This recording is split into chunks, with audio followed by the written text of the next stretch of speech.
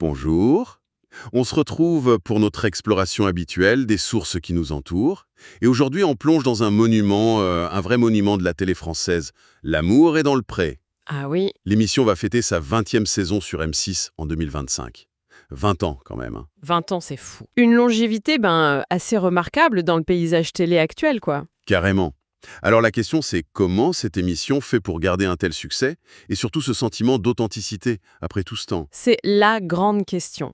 Le concept de base, bon, tout le monde le connaît un peu, hein.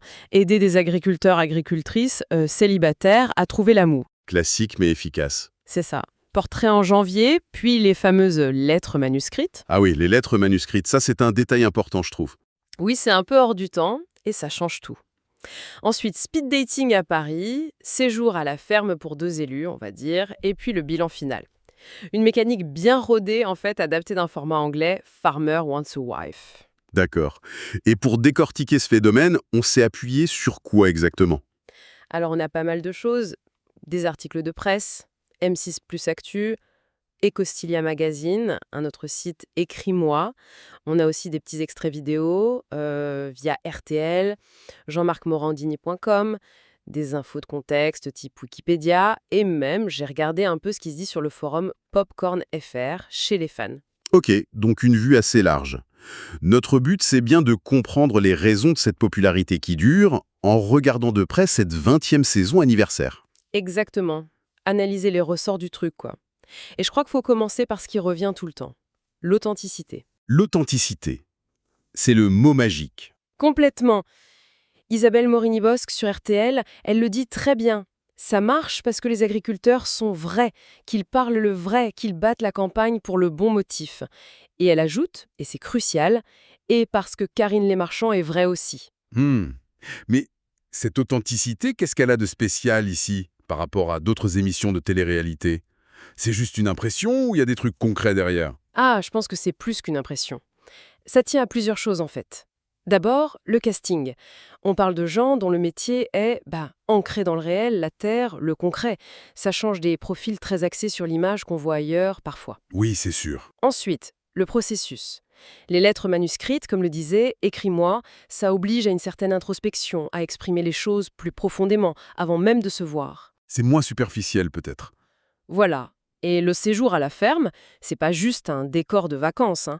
Les prétendants sont vraiment plongés dans le quotidien dur de l'agriculteur. C'est pas une villa à Miami, quoi. C'est clair. On est loin des paillettes.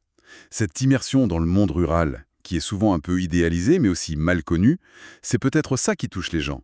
Une sorte de besoin de reconnexion? C'est une très bonne hypothèse, oui. L'émission ouvre une fenêtre sur des régions, des modes de vie qu'on voit peu dans les médias. Ça montre une autre France, avec ses bons côtés et ses difficultés. Et puis il y a les résultats, les chiffres. Ah oui, les chiffres parlent d'eux-mêmes. Près de 5 millions de téléspectateurs en 2024, c'est énorme. Et ce qui est fou, c'est la part chez les jeunes. 38% des 15-34 ans qui sont devant la télé le lundi soir regardent l'émission. C'est un chiffre RTC à ça. 38% chez les jeunes, c'est surprenant, non? Carrément. Et au-delà de l'audience, il y a l'impact concret dans la vraie vie. Plus de 100 naissances issues des couples formés par l'émission. Plus de 100 enfants? Oui, et rien que pour la saison 19, apparemment, 8 couples se sont formés. C'est une efficacité assez redoutable pour une émission de télé. Ça donne une crédibilité à la démarche, tu vois. Ça valide un peu la promesse de sincérité. Absolument. Ça renforce ce côté presque service public sentimental, comme tu disais. Et cette crédibilité, elle semble toujours là pour la saison 20, qui a démarré fin août 2025. Tout à fait. 15 nouveaux agriculteurs cette année, 3 femmes, 12 hommes de 26 à 67 ans. On avait vu leur portrait en janvier. Chaîne d'amitié qui s'est créée entre les agriculteurs de cette saison avant même la diffusion. Ils s'appellent, ils se soutiennent. Ah oui, Oui, c'est nouveau ça ou c'est juste qu'on en parle plus cette année? c'est peut-être un peu des deux. Cette solidarité précoce, on la met en avant cette fois. Mais l'idée d'une famille ADP, c'est souvent l'expression qu'utilise Karine Le Marchand, ça date pas d'hier. L'émission crée des liens forts, pas seulement entre les couples, mais aussi entre les participants eux-mêmes. Une sorte de communauté, quoi? C'est ça. Et d'ailleurs, M6 a lancé une nouveauté cette année qui va dans ce sens. L'amour vu du pré. C'est un débrief en direct après l'émission où les anciens et les nouveaux discutent ensemble. C'est malin ça, pour renforcer ce sentiment de communauté et fidéliser encore plus. Exactement. Ça étend l'univers de l'émission. Et au centre de cet univers, il y a Karine Le Marchand, évidemment. Indispensable, Karine Le Marchand. Elle est là depuis la saison 5 en 2010. Elle a 57 ans maintenant. Elle est devenue le visage de l'émission, c'est clair. Et son style d'animation, tout le monde en parle comme un atout majeur. Et Costiglia dit tact et bienveillance ferme. Qu'est-ce qui fait que ça marche si bien avec ce public et ses participants, tu penses? Je crois que c'est sa capacité à établir une connexion humaine très directe. Elle écoute vraiment, elle pose des questions, parfois intimes, mais ça tombe rarement dans le voyeurisme, je trouve. Il y a une empathie qui a l'air, sincère, quoi. Oui, on sent qu'elle est à l'aise. Et elle dit elle-même qu'elle voit les candidats comme des personnes, pas des personnages. Et ça, je pense que ça se voit. Son moment préféré, d'ailleurs, elle le dit, c'est le speed dating. Le moment où l'étincelle peut... Le petit coup de foudre potentiel. Voilà, le petit frisson du début. Et elle a l'air très investie, même après, elle garde le contact, elle parle de cette famille qui s'agrandit. Oui, elle a même dit qu'elle n'imaginait pas partir avant 2026, que ce serait un crève-cœur, et que la saison 21 est déjà tournée. Ah ouais, déjà. Hein. Ouais, Cet engagement perso, le public doit le sentir aussi, forcément. oui, certainement. Son parcours avant M6, notamment les maternelles sur France 5, ça lui a sans doute donné cette facilité à aborder des sujets intimes avec des gens normaux. Et puis son engagement pour le monde agricole est reconnu, elle a eu l'ordre du mérite agricole, c'est pas juste une posture. Mais cette image, très bienveillante, elle a quand même été un peu égratignée par moments, non? Et Costiglia rappelle des polémiques. Oui, il y a eu des controverses, des propos sur les homosexuels en 2018, une histoire de subvention en PK qui avait fait jaser. Comment elle gère ça, d'ailleurs? L'article dit qu'elle a une forte capacité de résilience, qu'elle regarde droit devant elle. Bon, ça montre peut-être une facette un peu plus complexe de sa personnalité publique, mais visiblement, ça n'a pas vraiment abîmé son image auprès du public de l'émission. La preuve, elle est toujours là et toujours aussi populaire. Bon, parlons un peu des stars de l'émission. Les agriculteurs de cette saison 2000. Les sources nous donnent déjà des aperçus assez colorés. Gilles, par exemple, 58 ans, céréalier en Normandie. Ah oui, Gilles, le grand gaillard d'1,89 m, passionné de danse de salon. C'est ça. Et en plus très franc, très nature. Dans un extrait RTL, on voyait parler de ses doutes, même intimes, être un peu largué, disait-il. Et M6 Plus Actu nous dit qu'il a eu un vrai coup de foudre, le coup du destin, pendant le speed dating avec une certaine Isabelle. C'est ça qu'on aime voir, ces moments d'émotion pure. Exactement. Autre profil très différent, Océane, 26 ans, maraîchère en Bretagne, hyper sportive. Elle fait des jeux de force bretons. Ah ouais, carrément. Romantique, mais un peu blessée par le passé, elle a manqué d'affection. Et alors très directe, à la lecture du courrier, elle a balancé sur certaines lettres « c'est long, c'est chiant Au moins c'est honnête. C'est une forme d'authenticité aussi, tu me diras. ». C'est clair. Elle a choisi deux gars, Florian, qui a l'air plus posé, et Robin, un prof de tennis, son petit coup de cœur à elle. Le dilemme classique. Toujours le dilemme. Et il y a Jean-Louis A. aussi, 53 ans, éleveur en Occitanie. Ah oui, lui, il vit avec sa mère, maman Lucette, et il n'a jamais vécu en couple. C'est ça. Et apparemment, les speed dating, ça a été très fort en émotion pour lui. Il aurait eu un coup de foudre pour une Sophie au point d'en pleurer. D'ailleurs, il a invité 2 Sophies à la ferme. Deux Sophie, ça promet. Et on apprend aussi qu'il pratique une méthode agricole particulière, le biaïs. Oui, le biaïs. Alors, j'ai regardé un peu en plus des sources. Ça a l'air d'être une approche très basée sur l'observation des cycles naturels, des plantes qui indiquent l'état du sol, pour travailler avec la nature, en gros. Une sorte d'agroécologie assez intuitive. C'est bien que l'émission glisse ça aussi. Ça montre le métier derrière la personne. Tout à fait. Ça évite de les réduire juste à leur recherche amoureuse.